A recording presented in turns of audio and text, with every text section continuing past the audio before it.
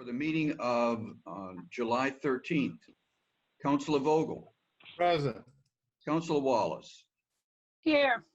Councilor Zede, Here. Councilor Devlin, Here. Councilor Khan, Present. Councilor Lane, Here. Councilor McCauley, Here. Councilor Connell, Present. Councilor Shan, Present. Councilor Tontar, Present. Council President Ogden. Here. We have a full house, Mr. President. All right. Late file items. I think we have a few. We do. We have, you can blame the clerk, we have an order 199 and an emergency preamble related thereto, which for the use of the Senior Community Center for early voting in August. We also have page 5 of the minutes, which, if I could beg forgiveness, I'm going to blame the scanning machine and the sticky weather. And then we have the mayor's update, which she'll not be present tonight, was submitted and I circulated, submitted by Matt on behalf of the mayor. So Motion to waive the rules and accept the late file item. Second. Any discussion? None. All those in favor say aye. Aye. Aye. Aye. Any opposed? Those are in, and they'll go in their respective places. Now let's go to public comments. It's a little weird for those of you that are new in the attendees list. If you wish to speak during public comment, please raise your hand electronically. There should be a button that allows you to do that. And then I'll call on you. Under our rules, we always give 2 minutes, and just give your name and your home address so we can identify you for the minutes. First person I have to allow you to talk here is Archie. Go ahead. I think you're muted on your end, Archie. Thank you, Mr. Chairman. I'm the Dave Archibald. I'm the Chairman of the Board of Selectmen in West Newbury. And we've had a couple of nice discussions with your subcommittee, Neighborhood and City Services. And I'd just like to speak strongly in favor of a agenda item that you're going to discuss a little later on, the memorandum of understanding related to the Plumber Spring, or we call it the Middle Street Bridge. I think it's a great project. I think we're really fortunate to both communities have managed to receive grant funding for this, and I think really we're so lucky to have gotten a significant amount of money for the design and construction of this project. And I just want to thank the counselors, working with them, and your city solicitor and Matt Coogan to getting us to the point that we're totally on board with it. And I hope the whole council will support this. It's going to be a great project. It's going to improve the area. And I don't think we can afford to let this project go, especially with the amount of grant funding that we've both towns have succeeded in getting. So I'll cut it off there. So thank you very much, Mr. Chairman. Thank you, Selectman, for speaking. I appreciate it. Nancy Harrington. I think you need to unmute yourself. Yeah, you're on. Yep. Great. Thank you. My name is Nancy Harrington. I live at 53 Federal Street. I want to thank Councilor Connor, co-sponsors, for putting forth the resolution for racial equality, and Councilor Shan for the amendment made last week, which I think was an important one. I'm aware of at least 2 incidents this weekend alone exemplifying the escalation of hatred, bigotry, and overt racism, not just in our country, but in the state of Mass. One in Melrose involving a Muslim woman at Walgreens, and another involving a Black man trying to order a sandwich at a Subway in Mendon. This isn't happening in faraway places. It's happening here in our state and in our community. And it's important for our leaders to set the right tone and standards for our community. Please send the right message and unanimously support this resolution. Thank you. Thank you, Ms. Harrington. Elizabeth Goulot. Hi, my name's Elizabeth Hullo. I live at 9 Marquand in Newburyport. And I'm speaking again on the resolution reaffirming support for racial equality. I think you're all aware that I do feel that the resolution does not go far enough. That being said, I do realize that there is that it's important to start from a place of agreement. My problem with it really is that it more seems to endorse the status quo, sort of says that, we've been doing all that we need to do, and so we'll continue to do that. And I hope that as we move forward from this resolution, that we can try to think of going beyond that and really taking this opportunity with the rest of the country to try to shake things up and look at who we are and who we can be. Stop being afraid of the word racism and racist and inherent bias. We all have it. It's okay. We're human. We need to get more comfortable with those thoughts and those words and sort of acknowledge them so that we can move from there. When I moved here, I had a biracial son who was 11, and I had a 3-year-old white daughter, and I was really concerned about moving here. I didn't realize it was 92% white. I probably should have looked at that more, but I was concerned for my son. And he did experience prejudice and racism and still does here. But as I sort of learned more about things and sort of grew as a person, I realized that I actually need to be concerned for my daughter. I thankfully come from a very diverse family, but most of us here are white, and not having diversity is actually really harmful to us.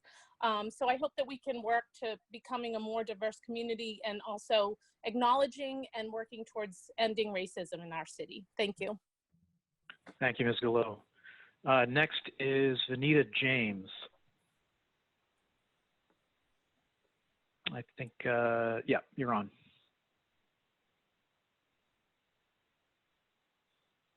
Ms. James? Vanita James. Well, let's we can circle back to Ms. James. Let's try Richard Parker. Hi, I hope you can hear me. Yeah, we can. Yeah, good. Well, I'm coming in following Archie's comment. Dave Archibald, our chairman of our Board of Selectmen. I'm also a selectman in the town of West Newbury, and I feel a little funny coming in between considering the previous two comments regarding the very important issue of social justice and dealing with racial inequality issues. But nonetheless, speaking about the bridge, which we would refer to in West Newbury as the Middle Street Bridge, and you would call the Plummer Springs Bridge. Yeah, I just wanted to emphasize what Archie had said and the impact that I think this bridge potentially has for both communities, or the not having the bridge available has to both communities. It is, for West Newbury, it's a way to get to Newburyport from an economic standpoint. From my quadrant of my town, I look at Newburyport as my closest place to go. But I also look over the other shoulder at Haverhill and say, I can't get to Newburyport very well right now because there's a bridge that's closed. So again, from an economic perspective, I have to consider my alternatives. And that's only one small issue. Provides emergency egress to Newburyport, for the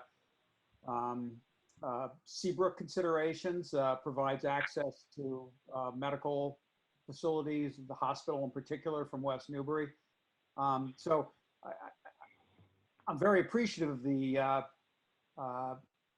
focus that this has from the subcommittee that looked at it. And I am just hopeful that your city council overall will view it favorably. So thanks for the chance to speak, and keep up the good work. Thank you, Selectman Parker, and both to both selectmen, the chairman and Selectman Parker. You're welcome to stay for the rest of the meeting, but I think Chair Connell told you at his committee meeting you needn't do so. If you that's why speaking at the beginning saves you a lot of boring time. But thank you for joining us. It is very much appreciated.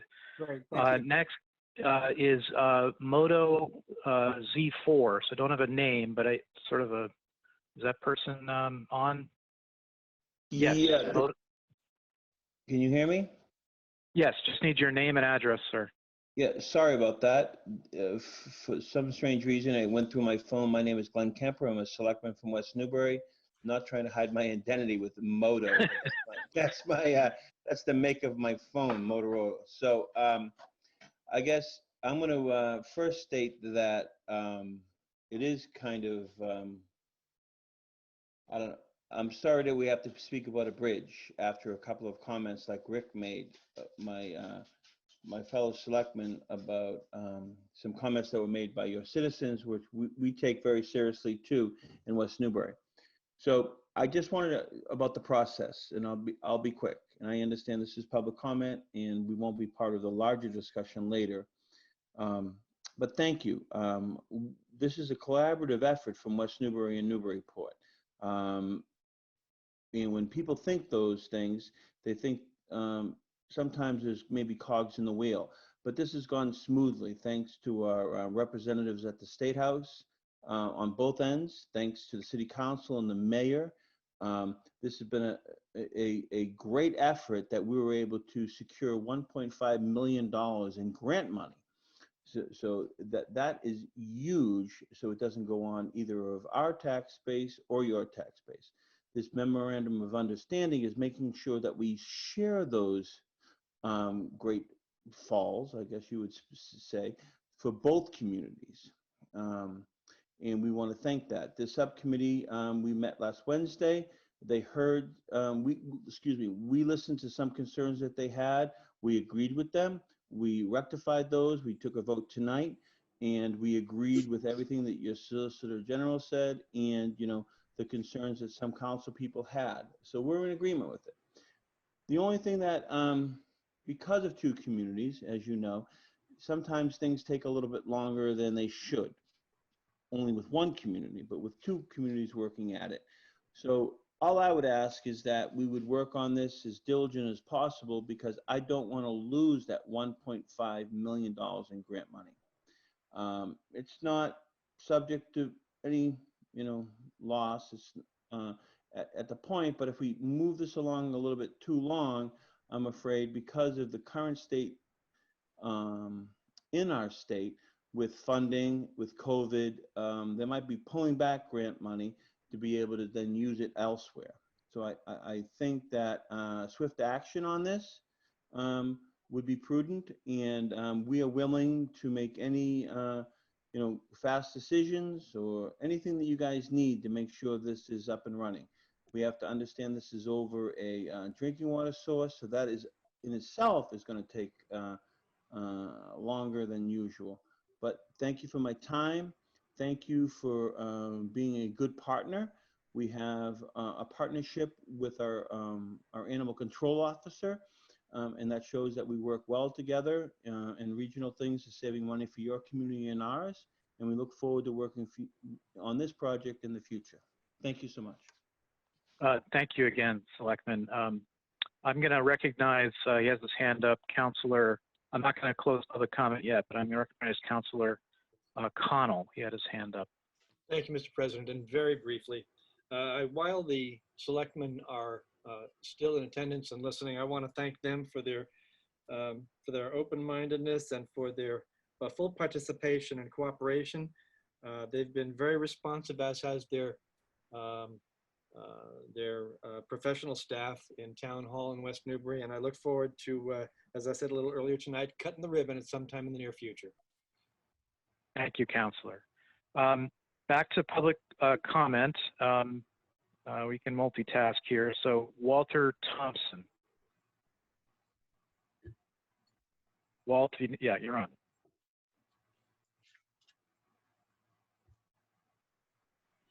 Walt, are you there?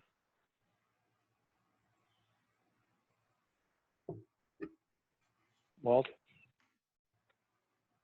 No, it doesn't seem to be coming up. He's unmuted. I'm sorry for the technical difficulties, Mr. Thompson, but I can't get you to come through here. Okay. This is the last call for public comment. I don't want to exclude anybody. Thompson would like to. Hello? Yes, Walt Thompson would like to comment. Yes, please go ahead. Thank you, Mr. Eigerman. I'd like to ask for the council's support on the acceptance of funds to have a series of 4 historical murals and a new fence at the Harris Street Library parking lot. Thank you very much. Any other, sorry, I hit the wrong button, but okay, well, we get the gist of it. I'm sorry, I'm struggling here. It's the pressure of having West Newbury on the line. I think that's it for public comment. Mr. Thompson was speaking about the acceptance of gifts, 2 $5,000 gifts. And Mr. Thompson, if there's something we've left out when we get to that item, I will make sure to recognize you again. I didn't mean to cut you off. Okay, so that's it for public comment. We don't have mayor's comment because the mayor is recovering from her shoulder surgery. We did get a written statement from her chief of staff, so they can go on to the consent agenda. Okay, the consent agenda consists this evening of the following items. The approval of the June 29th minutes. There's one communication 251, which is a letter from the Whittier of Oak Tech regarding the Newburyport assessment. That's to be received and filed.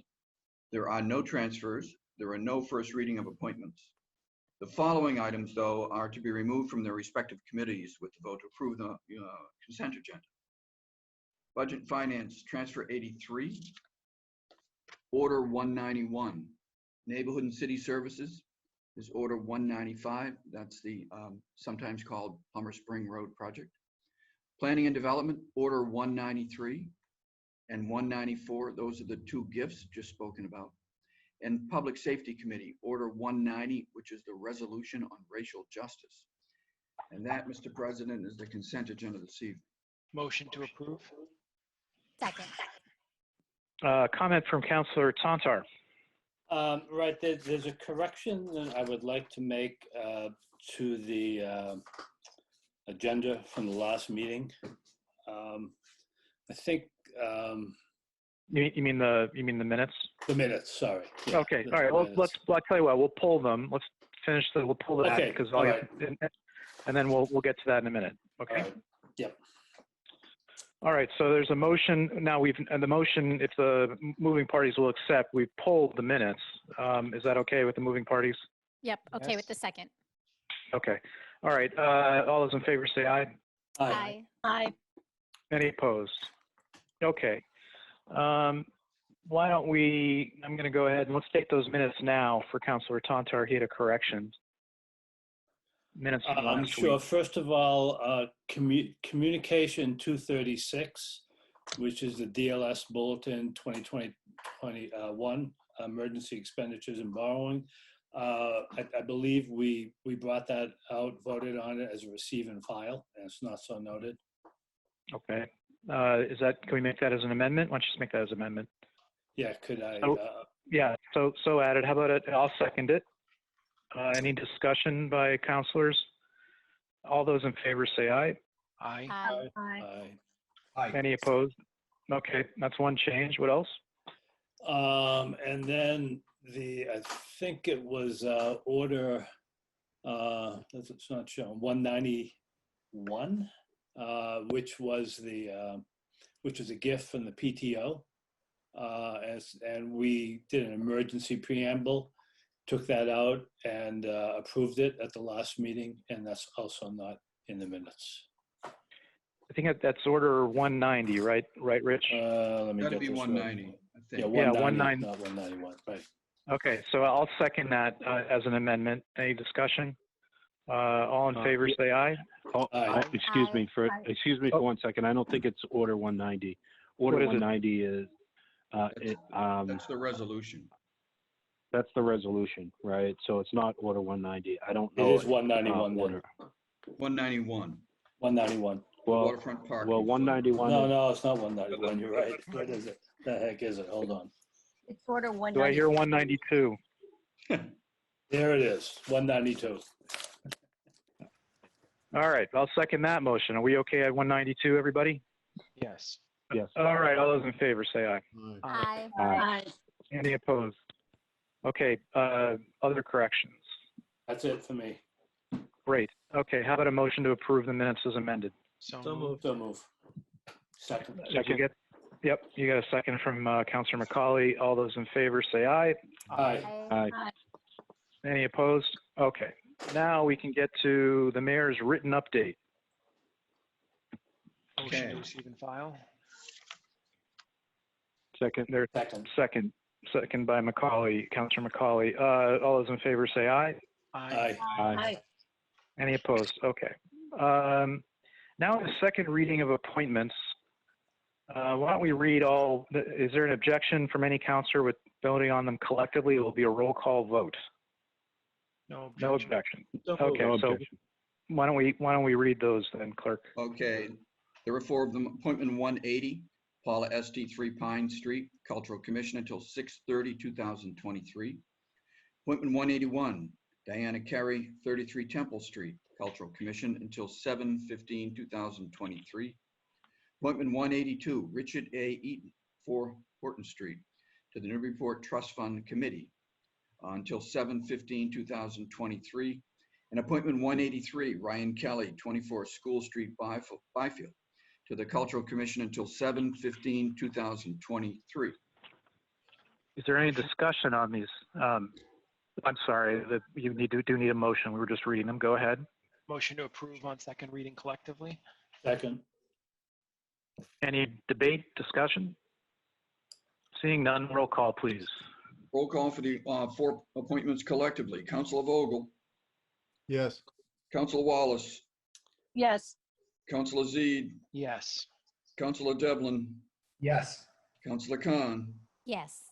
Councilor Lane, Yes. Councilor McCauley, Yes. Councilor Connell, Yes. Councilor Shan, Yes. Councilor Tantar, Yes. and Councilor Eigenman. Yes. Unanimous. All right. Doesn't look like we have any communications. Let's move to orders, please. Would be order 196, which is right here. That is, City Council adopts the final 2020 Open Space and Recreation Plan, now posted on the city website as prepared by Office of Planning and Development. And further, that said plan shall replace and supersede the prior 2012 plan as a guidance document for city officials. I don't think I need to read the rest. It is jointly submitted, Councilor Shan and Connell. Motion to move to planning, a joint meeting of planning development and neighborhood and city services. Second. Any discussion? Could All those in, yep, please go right ahead. Your hand's Well, I not up, just was but gonna, oh yeah, I'm sorry. I was trying to find my window here. I might suggest that you add committee of the whole just for posting safety. I don't know how much interest there is. I was under the impression we were not gonna have this before us per previous meetings, but it's just a suggestion rather than doing joint committees, pick one and do committee of the whole. Just a Okay. suggestion. I'll take that as, let's do it at planning and development, and we'll do it as committee of the whole then. I'll withdraw my second and endorse the new motion by the chair. Thank you. okay. Any discussion on the motion? All those in Mr. favor say, yep, yep. I'm sorry, gotta just raise for a hand, though. clarification. Yeah. Just for clarification purposes, are we, is now Planning and Development Committee the whole, and what It is. happened? It is. No longer Neighborhood and City Services? Yes. No. Gone. No. Thank Okay, everyone know what we're voting on. Discussion. Seeing none, all those in favor, say aye. Aye. Aye. Aye. Any opposed?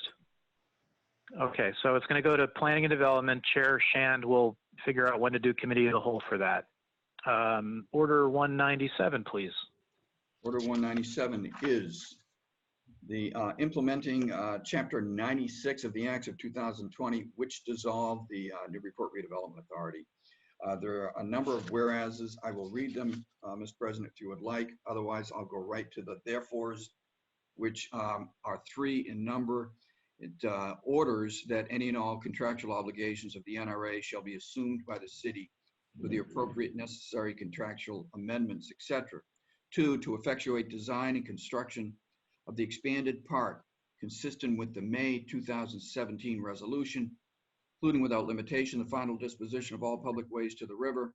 There shall be established by the council president ad hoc committee of the council whose stated purpose is to oversee a request for proposals to be issued by the Office of Planning and Development, to review responses to the RFP, and to recommend a preferred bidder to the council and the mayor for their approval no later than December 31st, 2020, which ad hoc committee may include city officials other than members of the council serving as ex officio, non-voting members. And lastly, no later than August 31st, 2020, said ad hoc committee shall, in consultation with the mayor and the director of planning, develop and present to the council a proposed tentative schedule for the design, construction, and transfer of the completed park to the Waterfront Trust contingent upon its reorganization, consistent with the terms of the May 2017 resolution.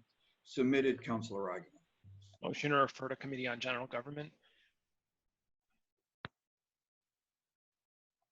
Second. Any discussion? No discussion. Okay, all those in favor say aye. Aye. Aye. Any opposed? Okay, so that goes to general government. Order 198. Order 198 is that the council approve the attached intermunicipal agreement between the town of West Newbury and Newburyport for shared animal control services. Submitted, Charles F. Tonta. Move that we refer it to Budget and Finance. Second. Any discussion? All those in favor say aye. Aye. Aye. Any opposed? That is referred. So we have an order 199. Order 199 is the emergency preamble for Order 199, which states as follows: an emergency exists due to the passage of changes of the state election laws, namely Chapter 115 of the Acts of 2020, and the need to provide an early voting venue that satisfies the social distancing requirements of the Newburyport Board of Registrars of the City of Newburyport. Therefore, the City Council hereby affirmatively declares that an emergency exists in order for Order 199 to be acted upon at its first introduction to this council. Submitted, Councilor Eigenmann. Motion to approve. Second. Any discussion from councilors? Everyone understand this is the emergency preamble, so let's do a roll call on the emergency preamble. Councilor Vogel, Yes. Councilor Wallace, Yes. Councilor Zede, Yes. Councilor Devlin, Yes. Councilor Khan, Yes. Councilor Lane, Yes. Councilor McCauley, Yes. Councilor Connell, Yes. Councilor Shan, Yes. Councilor Tantar, Yes. Councilor Eigenmann. Yes. And the underlying order? Order 199 itself, it states that the City Council of the City of Newburyport hereby approves the Senior Community Center located at 331 High Street as a location for early voting for the 2020 state primary and the 2020 presidential election. Again, submitted, Councilor Eigenmann. Motion to approve. Second. Discussion, debate? Yes, Councilor Zede. I just do have a question. So could the clerk just expand a little bit on the change to the law and what voters should expect? My other question is about the opening of the senior center. So the senior center remains closed, is my understanding, and that it's also my understanding, although this may be anecdotal, that we're looking at opening the senior center in phase 4. So I'm just trying to figure out how all these things fit together. And, Sure. So if any explanation would be appreciated on that. Yeah, first of all, it really is an emergency in the sense that the law was passed last week. I knew that the possibility for a number of days of early voting would happen. It wasn't certain until last week. And so early voting, which for those that don't know, is to be distinguished from absentee voting, which is by mail, obviously. And then, of course, voting on the day of the election. So early voting for the state primary was inserted in this new bill, and it would start on the 22nd, which is a Saturday, by the way, and run through the following Friday. So it'd be 7 days. And that's in addition to the September 1 voting day, which is the day of the state primary. So early voting needed to find a home. And City Hall is where we have had it in the past. City Hall is closed. It would be bringing a lot of people into the public building. I don't know how many, but a sufficient amount. And of course, in November, a much larger amount. So for social distancing purposes, and that I mean that there's, first of all, there's plenty of parking at the senior center. There's a way in and out once we work this out, where people will have more room, certainly than the city council chamber where we've had it in the past. The question has been asked, why not upstairs in the city council? Well, it's a long flight of stairs. Many of the people that do not wish to vote absentee might be elderly. It's a long, long walk. There's an elevator that I might suggest is almost inadequate. So the senior center seemed like the logical option, and through some quick communications with the mayor, Matt Coogan, Roseanne Robillard, they determined that it would be available. And so that means we would go in those two. There was one large room or two rooms, often split up, but it's the one large room that we do Ward 5 and 6 in now. So for early voting, it would be all wards, if you will. And we think, I met today with some of the staff of DPS to figure out every details, from how many sanitizers to social distance marking to how many voting booths we'll need, just the devil's in the details. So to make a long story short, I hope that was the logical solution. And why the emergency? Since we have until the third week in August, well, I need to take this order once approved and go to the state with it, and they need to bless this new location. Even though it's not totally new, we've used it for Ward 5 and 6, and I'm sure they'll be all right with it. So did that answer your question, Councilor? It did. Just one follow-up. Did you consider like like any of the school gyms or anything? Was that on the consideration list, like the Knock gym or any? Because one of the first suggestions was the Brown School. I didn't like it because of the lack of parking. The schools, even though they're not open now, certainly in November, to take that. Well, I should back up. So the idea behind this is that we'd do early voting for not only in August, but in October. And so to do early voting for that many days in any school at this point would be very disruptive. And frankly, the school department was very happy when we left the schools. If you remember, we used to be in a couple of the schools. So for that reason, we dismissed it.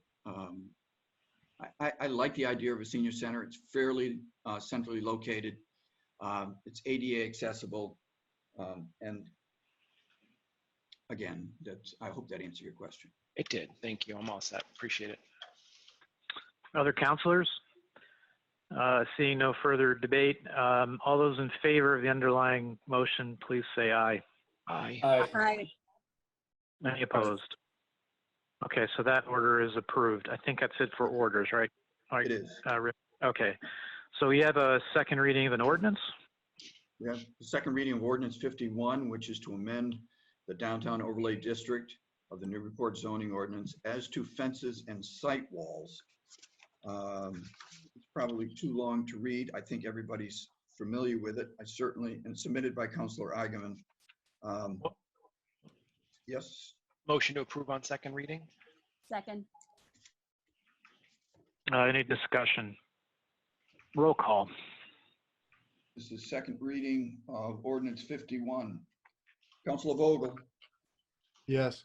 Councilor Wallace, Yes. Councilor Zede, Yes. Councilor Devlin, Yes. Councilor Khan, Yes. Councilor Lane, Yes. Council McCauley, Yes. Council Connell, Yes. Council Shan, Yes. Council Tontar, Yes. Council Agaman. Yes. By unanimous vote, second reading of the ordinance passes. Thank you. Committee items. The first committee is the Ad Hoc Committee on Economic Development. My report on that is we did have a meeting that was duly posted for June 30th, so that's now 2 weeks ago. And we were trying to debrief on the closure of State Street, what worked, what didn't work, and so on. Basic consensus is that it was a moderate success, but there was no proposal by anyone on the committee or councilors that participated. Councilor McCauley participated, and department heads and some members of the public.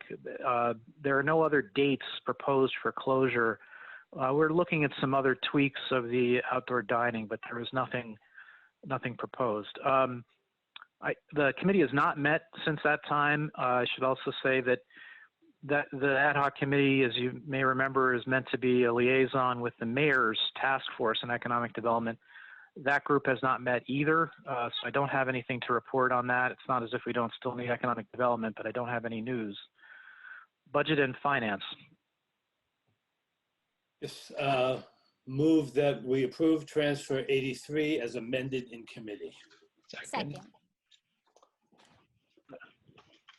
Okay, Chair Tantar, what are we doing here? Right, transfer the amendment. First of all, you have the amendment before you in committee. We amended, we added or actual after $20,000 in both the amount transfer from and amount transfer to. So that would be $20,000 or actual. The $20,000 approximate transfer is necessary because solid waste removal expenses were higher than anticipated during the budget process last year. Most of that was due, first of all, to greater use attributable to the pandemic and also some higher costs on recycling. Recycling costs have come down a little bit. They're still about $10 more per ton for recyclables than for solid waste, but you know, it's state law, so they have to be recycled. I wanted to note that. So this last report we had at our meeting was that the $20,000 would be sufficient to cover the additional costs. We recommended 3-0 to approve. Thank you, Councilor. Any other comments or debate or questions? Okay, all those in favor, please say aye. Aye. Aye. Aye. Aye. Any opposed? That transfer is approved. I move approval of Order 191. Second. Second.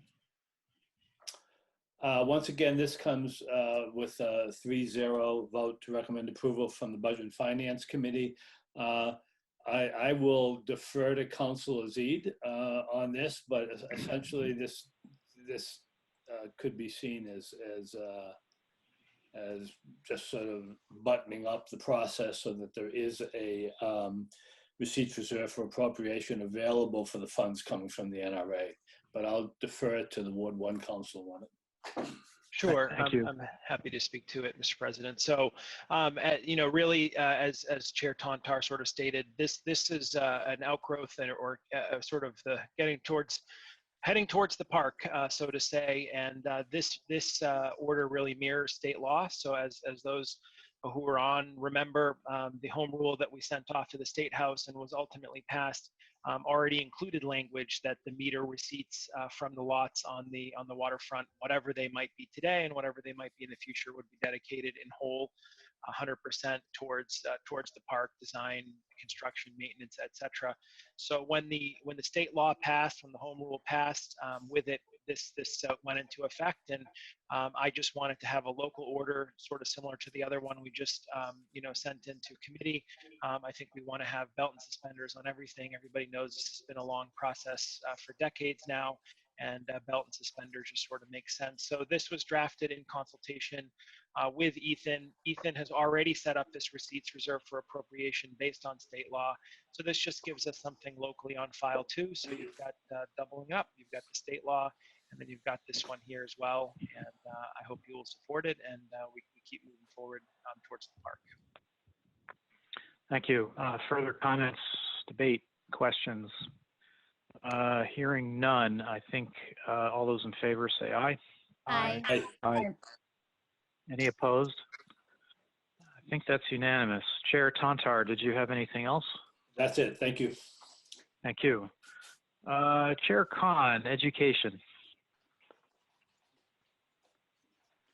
Thank you, Council President. Nothing to report at this time, but I do anticipate working with the Chair of Budget and Finance to plan at some point a joint meeting with the order that we have in place with the Acts of 1987. So don't have an update right now, but I am hopeful that we will be able to get something by the time we meet next time. Thank you.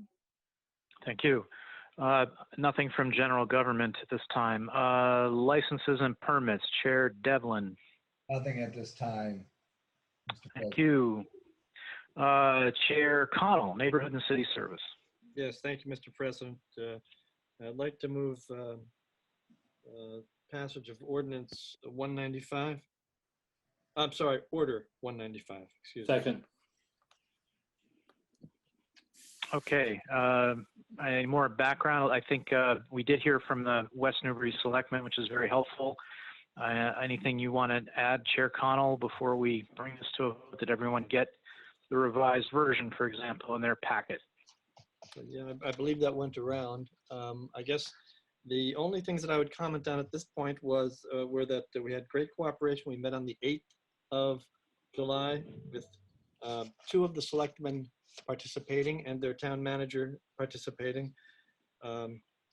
The changes we made were adopted by the town of West Newbury at their selectmen's meeting this afternoon. These had previously been drafted with the assistance of the city's solicitor and met with their approval. There is only one additional Scribner's change I would point out to you, and that's on item number 11, section 11. And depending on how it prints out for you, it's in the second to the last line. The clause reads, "The bridge project contract issued pursuant to joint IFB or applicable federal, etc." It should read invitation for bids, and then IFB in parentheses, so that we have parallel construction with other references to the IFB in the section that follows, section 12. That's just a Scribner's issue, and the only other Scribner issue that is not in our packet, or at least doesn't print out of our packet, is that the letter from the BSC group dated July 6, 2020 is Appendix A, which is referenced in the draft. With those things in mind, and those have been adopted, by the way, by the selectmen in West Newbury, our committee voted 3-0 to recommend a favorable action by the council tonight. Thank you for the report. Yes, I agree. Those are Scribner's errors. We don't need an amendment to add them. That's fine. Councillor Zede has his hand up, and then I'll recognize Councillor Devlin next. Thank you. I just have a couple of questions, both in general and then on the agreement. I did listen in tonight at 6:30 to the committee meeting. So I just to preface my comments, I think that the changes are well received and I think really help kind of clear things up. But here are my questions. So first of all is I'd just like to kind of get a sense for maybe staff could help with this, Mr. President, or whomever you think, but just trying to get wrap our heads around how we're going to cover this cost on the city of Newburyport side.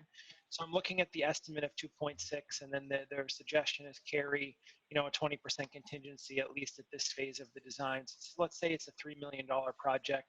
50% of that would be 1.5. My understanding is there's some grants in play. Do those count towards Newburyport's portion of the 1.5? Just again using round numbers. I did go back and look at the CIP that was approved, and there's 2.25, I believe, in there in FY22. And then basically almost all the boxes are checked for funding sources. So, you know, we've had a lot of discussion about bonding and what our capacity is and where are we going to go with some of these things. So that's my first question is, could somebody help by providing sort of at least a general idea of what the grants are, how do they count, what are we going to do, what kind of cash outlay will be required? So that's the first question. Second, if you don't mind, I'll just rattle them Oh, off. keep going. Yep. Yep. The second question is, I guess I don't really understand MGL Chapter 84, Section 2. So I've read it a couple times, and it says repair of a bridge by 2 or more towns, and then it's not very long, but you know, but it seems like basically what it says is that either the town or the city could basically, you know, do its own thing if it so chose, and that this contract means that we're not giving up that right, I guess, or maybe it means that either town could just do it and then send the other one a bill. I guess I didn't really understand exactly what that meant under 84.2. I read that a couple times. And then the last one is just on the, you know, my main comfort factor with this is that everything's subject to appropriation. So, you know, I just want comfort from somebody who understands this well enough that could say, look, you know, if there is a conflict or a concern over which bid we're going to pick, let's say we get 5 bids and there's a huge spread between them, and one municipality wants one and the other one wants the other, how are we going to resolve that conflict? My only answer that I could come up with is, well, it's subject to appropriation. So the disagreeing party, I guess, would just choose not to fund it. So those are my 3. So a little bit of a budget overview, 84.2, and then conflicts, particularly on bid selection. If somebody could help with some or all of those. Chair Connell, is it okay if I call on Matt Coogan? He's got his hand up. I was going to recommend it. All right, we're of same mind. Chief of Staff Coogan, go ahead. Thank you, Council President. I guess I'll go in the order of the questions. So the first one was about, you know, the cost of the project and what grants exist right now. So we have Appendix A in the agreement shows the estimate to date with the 30% design drawings that BSC, our engineering firm, has put together. And I believe those are, I don't have them in front of me right now. I think those are about $2.6 million, I believe. That does not include a 20% contingency. So Councilor Z's correct. If you round that up to $3 million, that's what we're looking for, total cost. That's design, permitting, and construction. As the Board of the Selectmen in West Newbury mentioned, we do have in hand $1.5 million of grant funding. 500 of that was the small bridge fund that the city received a little over a year ago to begin the feasibility and design of a replacement bridge. The other $1 million is through a MassWorks small community grant that West Newbury successfully received earlier this year. The agreement as written would basically take those, the agreement is that each community would share in half of the grant amount. So the 1.5 million, regardless of which community was awarded the grant, would be split down the middle, and each community would be credited for that grant amount, you know, to deduct from the overall cost of the bridge. So if you took the $3 million reduced by 1.5 million, you're at a $1.5 million bridge, and each community would be, through that agreement in front of you, would be responsible for half of that cost. So roughly $750,000 per community. So that's what the agreement intends to memorialize. It also just reinforces the cooperation that both communities that we've been working together on replacement of this bridge, going back almost several years now to when the bridge failed back in the spring of 2018. As far as the MGL 84, I think the agreement is, it is mentioned or referenced in the MOA. I think the idea is to avoid going through that process. From what I understand and what, you know, our city solicitor has described, if 2 communities equally own a bridge, there would be a process if, you know, there wasn't cooperation or there wasn't an agreement as far as who covers what cost. there would be a process to appeal to, and Chapter 84 refers to the county commissioners. We know that we no longer have county government. So KP has advised us that it would probably go to MassDOT, and there'd be some sort of arbitration process. So it would be left up to a state agency to decide how that bridge cost would be shared. The MOA is one way of going forth with it, where both communities agree that with after grants are distributed equally, we'll share in the cost, and it also leaves open the possibility, should we find more grant funding, that we would do the same in the future. I think the final question, I think dealt with If there's a dispute under the MOA, not under Chapter 84, but say we have a disagreement, how would we settle that between the two entities? Dispute. Yeah, dispute resolution. Well, I guess I mean the MOA lays out the financial aspect for it. I guess if there was a dispute in going down, so the MOA just lays out the cooperation, how it's going to work.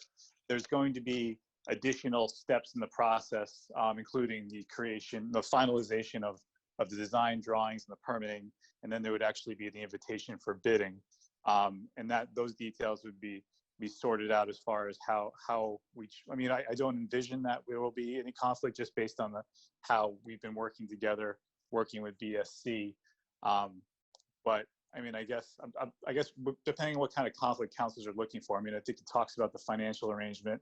It talks about the appropriation, that both communities would still have to appropriate the funding going forward. I think the only thing would be, right now with the 20% contingency, our future liability, and I want to get to that also if you have any ideas of where you're going to get the money, is $750,000 for each.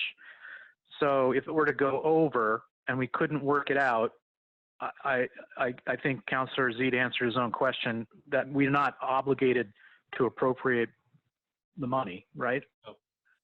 Correct. Okay. All right. And then the other question he asked was, where are we getting the money? Sure. So at this point, and I believe our finance director is also in this meeting, but I think at this point, we would be looking to probably bond this money. I mean, I think we have to figure out how, once we get closer to the actual finalization design and the timeline as far as going to bid and construction, I think we envision this being a bonded project at this point. Okay, and I'll turn to Finance Director Manning, who is unmuted. Go ahead. Thank you, Mr. President. On page 105 of the capital improvement program, we do show this gap funding, if you will, being funded by a general obligation bond. When we did the capital improvement plan, we were estimating a gap of $625,000, which would have been an annual debt service payment of just under $34,000. However, at $750,000, we would be looking at an annual debt service payment of approximately $41,000 over a 30-year term. So that's what we're currently looking at, and naturally, we would be coming back to the council with a loan order requesting approval to do so. Okay, thank you, Director. I think what I'll do is I'll go to the other councilors who are waiting, and then I'll circle back if Councilor Zede has further follow-up questions. Sure. So the next person was Councilor Devlin. Yes, thank you, Mr. President. So following up on a couple of those subjects, but a preliminary, how do I tell if I have a revised copy? Because I didn't get any late file items at all. Is the revised? No, Councilor, was in the packet. We managed to get it in anticipation. We didn't know that West Newbury was going to approve it, but we put it in on Friday. So the version you have is the correct one, the one in the packet from Friday. And so what I'm trying to just see what the nature of the changes are, because when I read this, I'm not confident it's clear. So it seems, I mean, the first part of section 2 says we agree to share the costs of, not including but not limited to X, Y, and Z, 50%, period. And then it says cost sharing shall pertain solely to work directly related to the bridge project and shall be subject to appropriation. Does that overcome, so we can say no? Is that clear? Did anybody ask our legal counsel that? That just doesn't seem, it seems Yeah, like let me, the first. it's a valid question. You want, Counselor Connell, can you respond to that?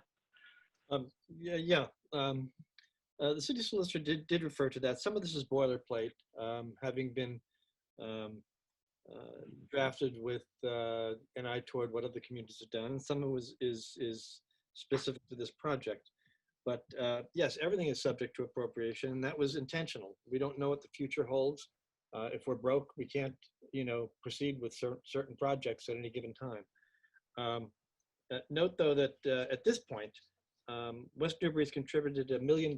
We've contributed $500,000 toward this project, and all costs moving forward are cost shared 50-50 between the two municipalities. And in that regard, I think this is a pretty good deal. Although I appreciate the fact that Councillor Zede raised, and I think this is where you're headed as well, Councillor Devlin, that times are tough right now. We don't know what the future brings. But I do think that there are several points in here at which we specifically identify a process for Newburyport either approving or backing away. And that means that it comes back to the council before going to the mayor. So we need approval by the council as well as the mayor for the city to proceed in any of the elements of this project. Mine's more respectfully on the construction of section 2. I would think a more clear way of putting this would have been after that first long paragraph that brings us to the third line from the bottom of the first paragraph. That's where it says, with each municipality responsible for 50% of such costs, comma, all of this, all such costs subject to appropriation by the subject municipality. That first paragraph seems to, that first sentence is the one that seems to control, and then and shall be subject to appropriation actually refers to the subject of the first phrase, which is cost sharing. I don't know, it's just not as clear as I'd like it, but if the parties agreed and our legal counsel blessed it, I guess I'm fine with it. Because later on, please continue. Yeah, later on in that paragraph where it discusses additional cost, that is the structure they followed. They said additional costs are subject to appropriation. So it would have been more consistent to have that moved up, and also more clear that this entire agreement is subject to appropriation. So then my second question is, or sort of statement, well, no question. Why was Chapter 84, Section 2, why was that exception carved out? Because what Chief Administrative Officer Coogan explained, it actually says, notwithstanding anything in this entire agreement, you as a community can go to Chapter 84, Section 2 and have an independent authority say what the cost sharing should be. So even if we've agreed 50-50, is there any likelihood that under Chapter 84, Section 2, we would be tagged with more of the costs or less of the costs? I'm just trying to figure out the parameters of that. Councillor Connell? I defer to Mr. Coogan on this one. We did discuss it. Yeah. Okay. Chief of Staff Coogan, you're on. I think I guess if you want to call it a risk or a downside to the going through the process of 84 Chapter 12 is that, that arbiter, let's say it's MassDOT and KP is right in the interpretation. I guess they could say that each community is responsible for half the cost, but maybe they're silent to where that funding comes from. And, I think there could be a possibility if one community has more grant funds than the other, they're out of pocket more than the other. I guess there's that risk, I guess. Whereas this agreement, it recognizes that we're crediting each other, communities, for grant funding. Just one last question on that subject. Who drafted this? Or whose insertion was that insertion? That was this was originally drafted by the town of West Newbury through their city solicitor, and I believe they used a template from another intermunicipal agreement, same subject, a bridge reconstruction. And was this in there to begin with? Yes. Mm-hmm. One last question, Mr. President, sorry. The grants, those have been approved. Do we still have to accept them? Are there caveats? Are there exceptions? What's the likelihood that we're getting these grants? I can answer that again. Yeah, please, Chief Coogan, go ahead. I apologize. So the small bridge grant we received, I don't have the date in front of me, but I want to say we received it over a year ago, and we just wrote to MassDOT to get approval to extend that another year. So that grant has at least another year, and it's already been accepted. I don't remember the dates. The Mass Works grant that West Newbury received, I believe they've already received that grant. There are some timelines, anticipated completion dates. I think the big one is that for the Mass Works grant, the project has to be completed by the end of calendar year, I believe, or I think it's June 30th, 2023. That's what that money, that language. And that date was is pre-COVID. I just want to say that's a big caveat. Based on the extension we just received for our small bridge grant. All right, thank you, Mr. President, Mr. Chair, and Chief Administrative Officer. I'm done. Thank you very much. Thank you, Councilor. So Chair Connell, you're all set too? I am. Okay, and Councilor Z, did you have any follow-up? I did. Just a couple of questions following up on the same thread that I started on. So the first follow-up is where do people read that it's 50% shared net of all grants received by either municipality? I'm just trying to align the intent, which I understand, which is basically we're going to take the total cost of the project, subtract the grants, and then multiply by 50%, and then each municipality is responsible for that amount. I guess I'm not really seeing where it says that. That's the first question. And the second one is there any expected work by City of Newburyport employees? Because that's exempted specifically from the 50%. So like, is our city engineer doing a lot of work? Is our DPS going to be expected to do anything on this project? Or is this basically all an external project? Or if there is going to be work done in-house, so to say, will we split that up? So those are two follow-ups for whomever. Chief Coogan?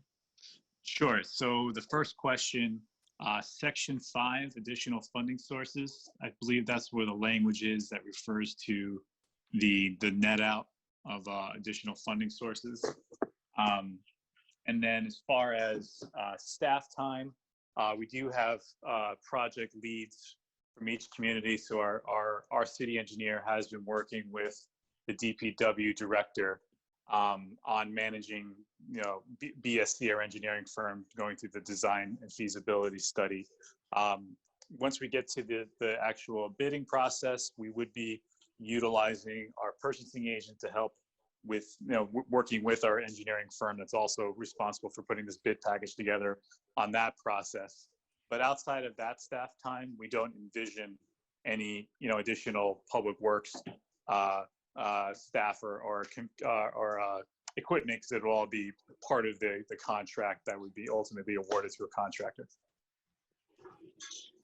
Thank you. Councilor Z, does that answer your question? It did, yeah. I just was trying to square up Section 5. So I get how Section 5 is just, I don't know, it's not as clear with number 2, Section 2 on 50% of such costs, but I understand that's the intent, and certainly we're sort of stating that here on the record as well. I had one last question I was just trying to think of. Oh, and that's on the on the physical aspect of the bridge, is the intent to basically just replace the bridge as it is in its same dimensions and everything, just basically make it passable? Or are there other plans to do anything more, expand it or make it, I don't know, anything else, or basically just make it the same, just actually work? Chief Coogan? Sure. Can you hear me? It kind of cut out a second. Yeah, there you are. Okay. The bridge will not be replaced in kind. I believe the existing bridge is made of, I guess it's granite block. This would be a reinforced concrete span. I believe it's wider because of the to modern road standard.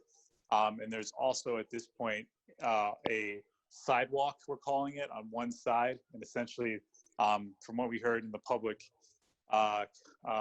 meeting we had back in last fall, is that this is a popular fishing area, and that sidewalk would allow people with curbing would allow people to be safely on that bridge and out of traffic, as opposed to what I guess had happened in the past. So slightly wider to the minimum standard, and a modern span.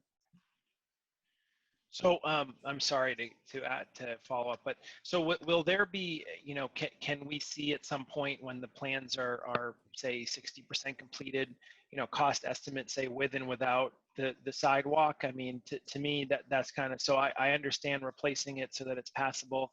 I remember some, I don't know if controversy is too strong a word about the fishing area and all that stuff, but I just want to understand the cost as we move forward and what's important to the two communities, basically. So it would be nice if we could see that to really understand what if there's a luxury that's being undertaken in light of so many needs across the city. What does it cost? And maybe it's fine and it's no big deal. Maybe it's a huge amount. I don't really know. I don't know anything about building bridges and the cost to have it, I presume, even a little bit wider to accommodate that. But that would be appreciated. Sure. Other than that, I yield. Thank you. Okay. All right. Do other counselors have questions or comments? Or let me just lower Chief Coogan's hand so it doesn't distract me. I'm not going to speak on the merits. I'll just point out that I was curious also about that Mass General Law, Chapter 84, Section 2, because as others have mentioned, it relates to county commissioners, and we don't have county commissioners. And just for Counselor Devlin's benefit, because he's an attorney too, the only cases that come up in the annotated code are from 1860, 1868, and the most recent one is 1920, so 100 years ago. Very helpful. Yeah, very helpful.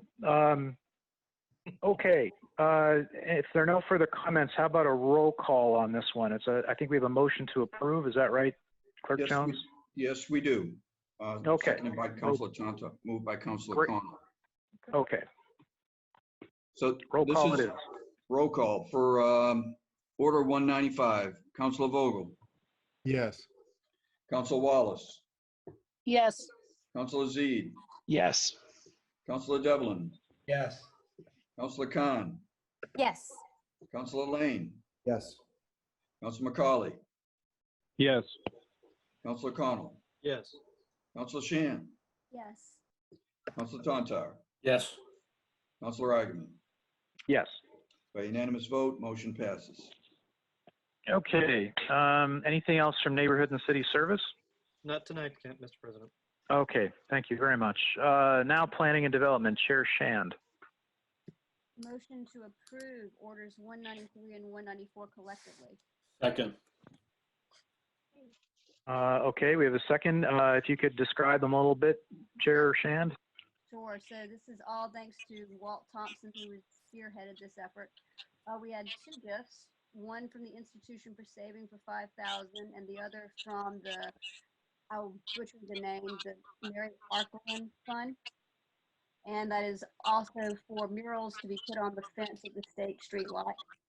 So what this comes down to is we have the fence that's dilapidated at the State Street lot. at Harris Street. It's in the library parking lot, for lack of a better explanation. The Institution for Savings has donated $5,000 to fix the fence, and we have the other $5,000 for artwork. Since we don't have a process to accept the money, the planning department is going to take the money, and they will be the one honchoing through the quote package to get the fence quoted, and then they will be the ones going to the planning board because we need to get a downtown overlay district special permit for this fence and the artwork. So that will be taken on by Director Port and his group. So that is the plan. Since we did pass the fencing ordinance tonight, and this fence is beyond the 5-foot fence, it's a 6-foot fence. It does need the DOD special permit. So we, as a committee, voted to approve the 2 gifts, 3-0. Okay, thank you. That's very dramatic at the end.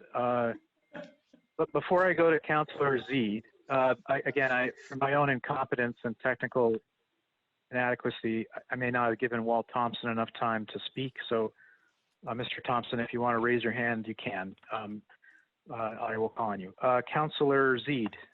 I just have just sort of one question. So, is this lot is this parking lot the subject of debate or discussion in the context of a project that's being currently permitted by the institution that's donating? In other words, is this part of the permit? Is this lot a subject or part of the discussion about permitting a project and utilizing the parking to meet a requirement? I just don't know the answer personally. Does anybody know the answer? So, Director, well, go ahead, Chair. So this is the parking lot that they are using as part of the parking that would accommodate their project. So yes. All right, I'm going to allow. Oh, I'm sorry. Hold on. Let me allow Director Port to speak. Thank you. Go ahead. Yes, thank you. Actually, Councilor Shannon is correct. That's the way that the application originally came into the planning board. However, the bank has since proposed to provide all their parking on site with the lift parking garage that they're proposing on the first level. So at this point, the parking lot on State Street is not part of the program they have there. They're not basically opting into the downtown parking program. Actually, I think this request originally started from Walt Thompson, the abutter next door, and it was a dialogue that was ongoing between him and the bank as a possible donation to the city long before the application came in for the bank expansion. Does that answer your question, Councilor Zede? It does, and it helps with the heartburn, so I appreciate that. The other question I had is about the mural. So do we have like any plan to maintain the mural once it's painted, whatever it is, or you know, I don't know what's the life of a mural versus what's the life of a fence, something that will continue to look nice for many years.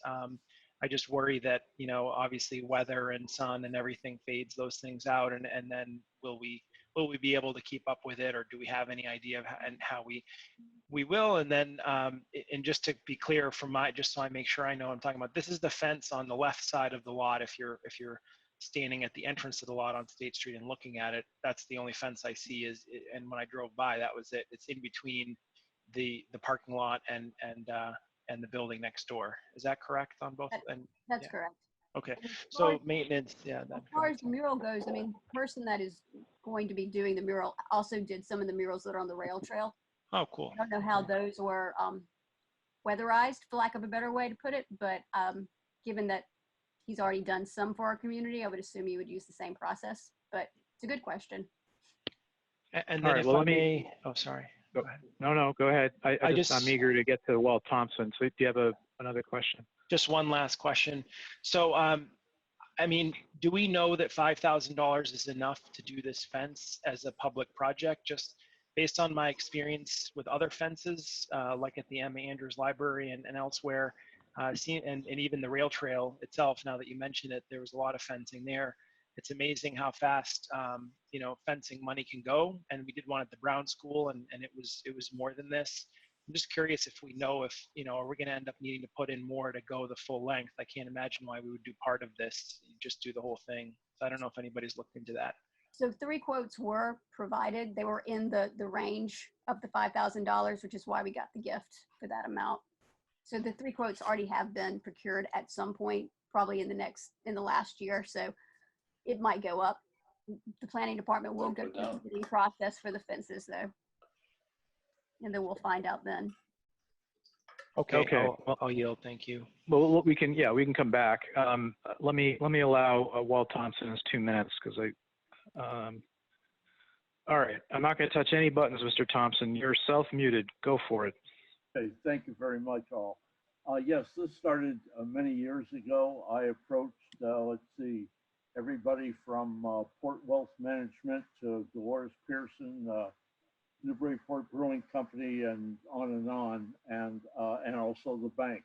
And then I started working with Kim Rock and the late Pat Conley, and we've moved forward. We tried not to reinvent the wheel, so I was very lucky or very happy to get the information from Jordy Vining a couple of years ago as to the specs that were used on the rail trail where the 11 murals are now there.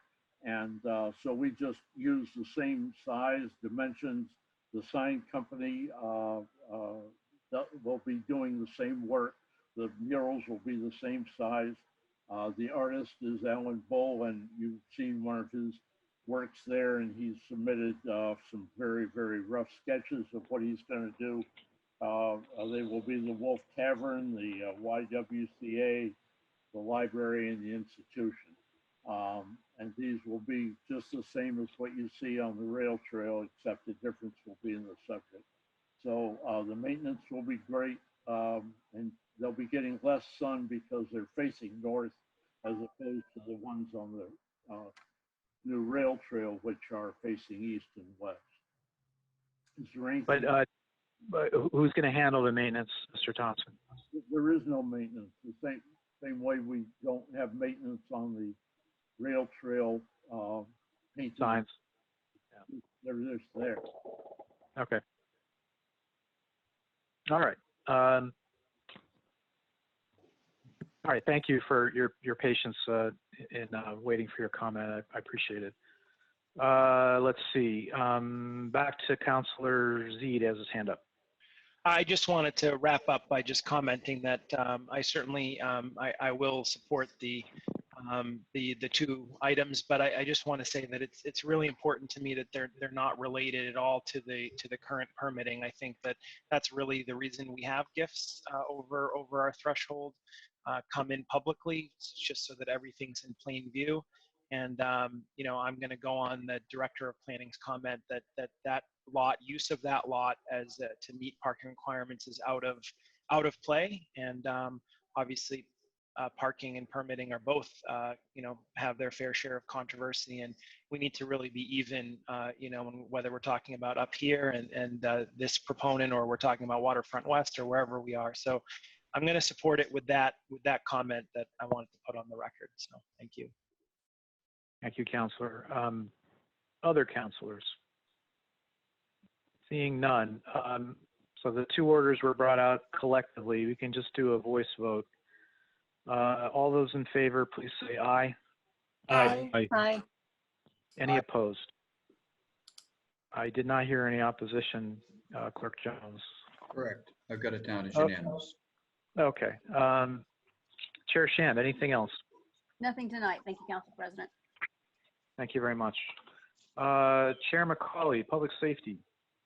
Yes, motion to approve Order 190 as amended in committee. Second. Go ahead, Chair. Sure. This order is a resolution reaffirming support for racial equality. It had a number of co-sponsors to it. It was written to be a commitment as a group to assure transparency, accountability, and racial equality, and make a commitment from the council to the public in doing so. There was lively debate in the committee. There was a resolution that was put forth and added to, amendment put forth and added to it. And it came for a recommendation of approval of 3-0 from the committee itself. Thank you. Councillor Khan. Yes, thank you, Council President. First of all, I wanted to thank the Public Safety Chair and the Public Safety Committee in actually leading a good conversation last week on this resolution. As the primary author, I just wanted to give a quick perspective and some background. And just for folks, you know, in terms of my background, having lived in 5 other states, including California, Alaska, Tennessee, I came to Massachusetts in 2002 and have experienced what it's like to be a minority in a city where there's a lot of diversity to cities where there's little to none, like Newburyport. But recent events kind of that have centered around bigotry and police brutality have led to some renewed conversations, and not just amongst lawmakers such as ourselves, but also educators, just around racial equality and specifically around Black lives. And in our own state, there have been resolutions on this topic, specifically after the wrongful death of George Floyd in Minneapolis. So in drafting this resolution, though, and doing a quick research of other communities, I did also want to showcase the positives of our city and our police department by recognizing the current policing accreditation and training efforts that are in place. And that's why each whereas was carefully crafted by communications, by again, probing and looking to seeing what is being done. And I completely support last week a critical amendment that was added by Councillor Shand, and that is that there is also room to improve.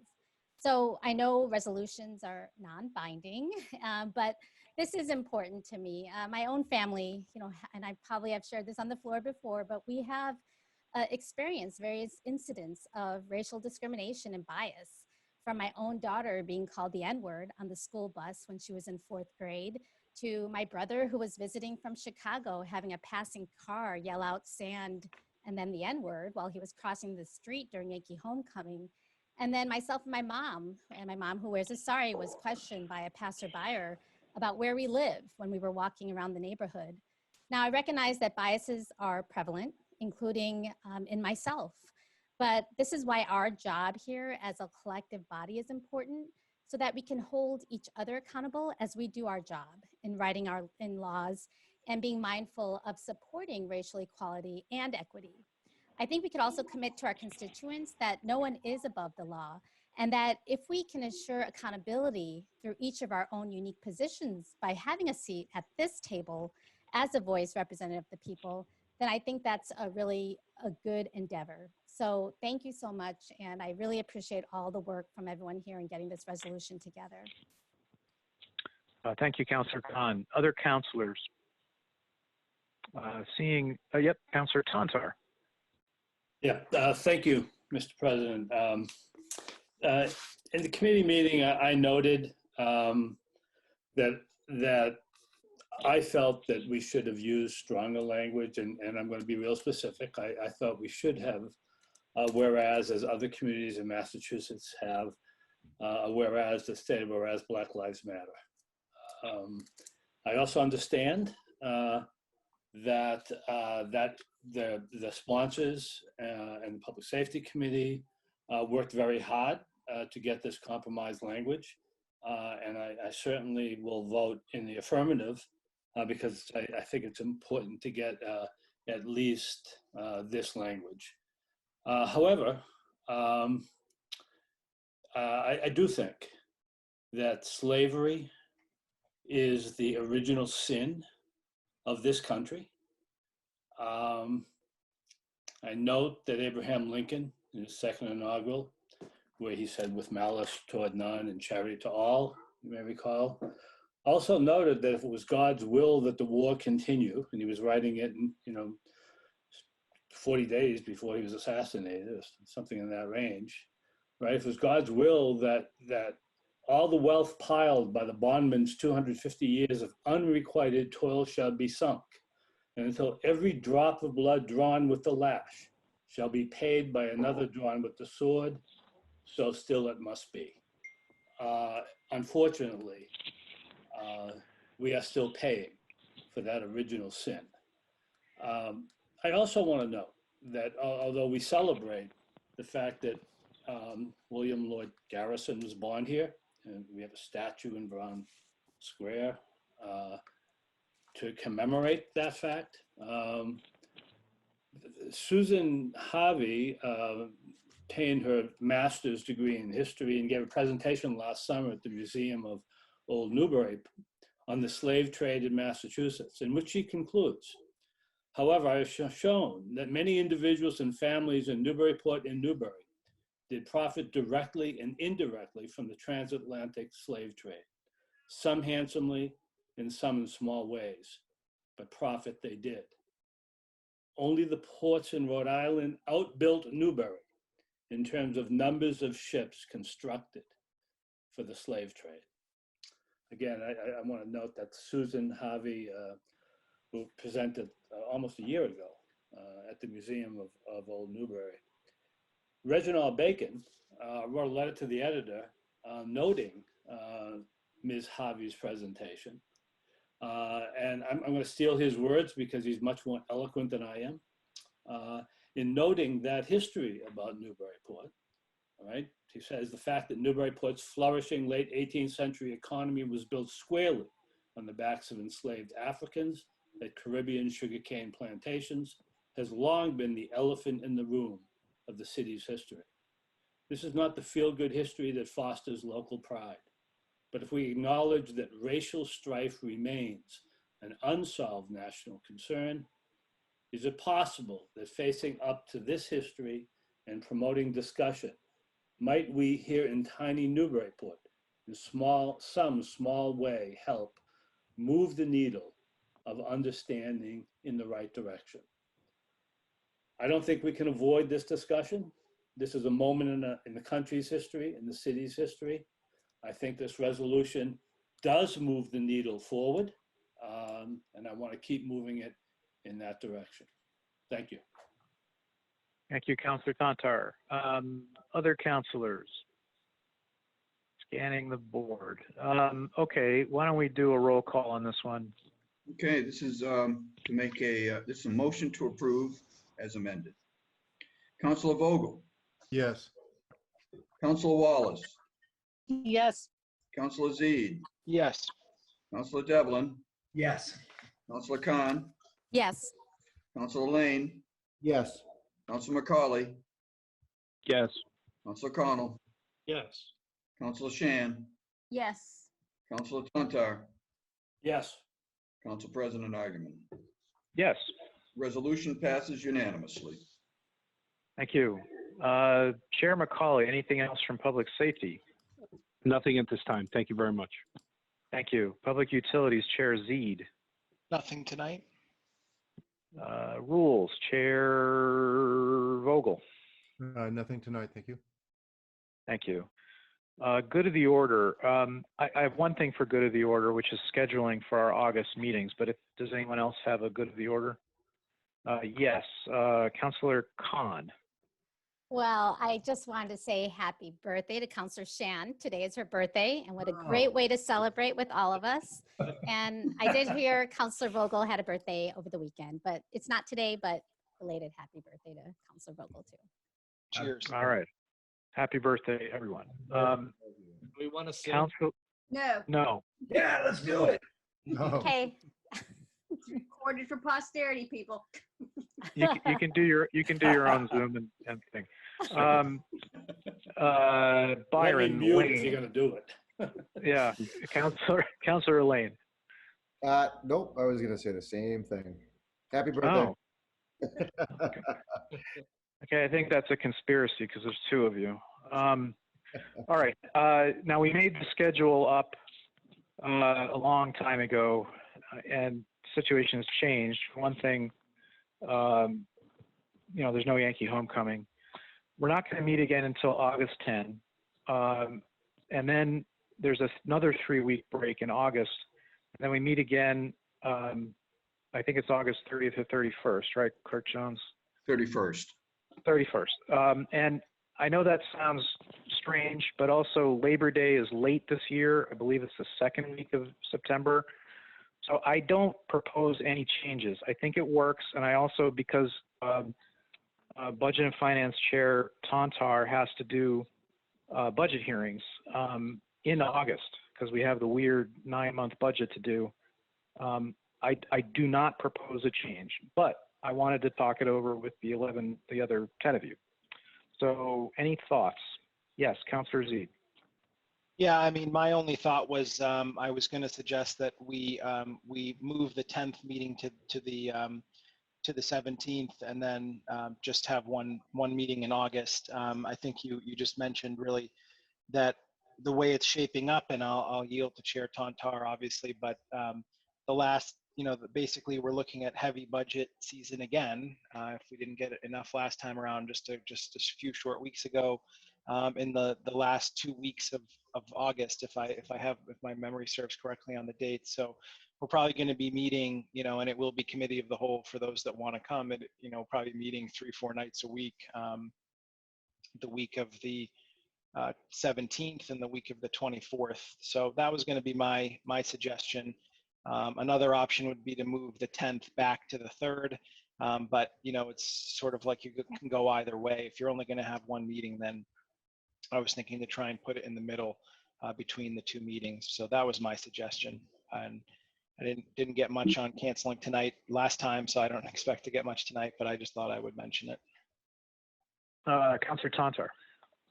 Well, I think we need that meeting at the beginning of, it's August 10th, not quite the beginning, because we have to receive the budget proposal from the administration. We can't really put that off till the 31st. So, I mean, if we wanted to cancel an August meeting, I would suggest the 31st rather than the 10th.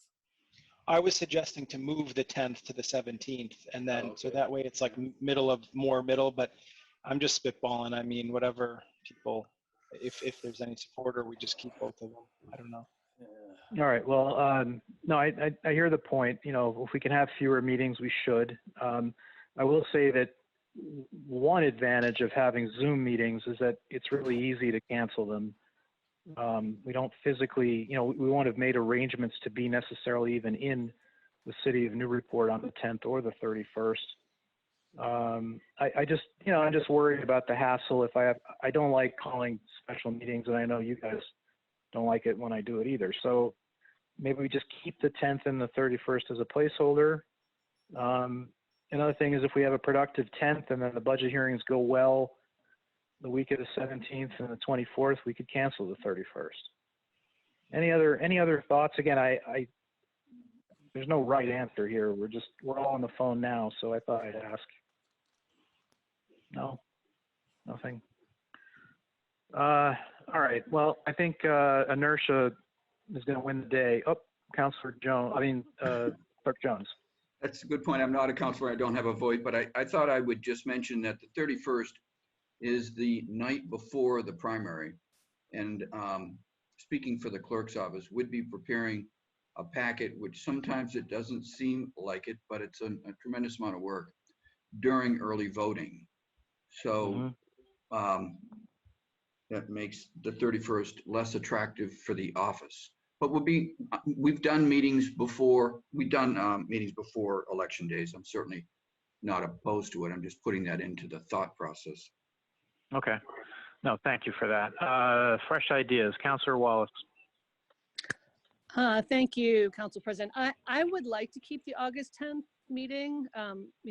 There's things that come in a lot lately, especially with the situation. Things can pop up when we're not expecting them. But I like your idea of keeping the 10th, and then we go from there. My 2 cents. Okay. Thanks.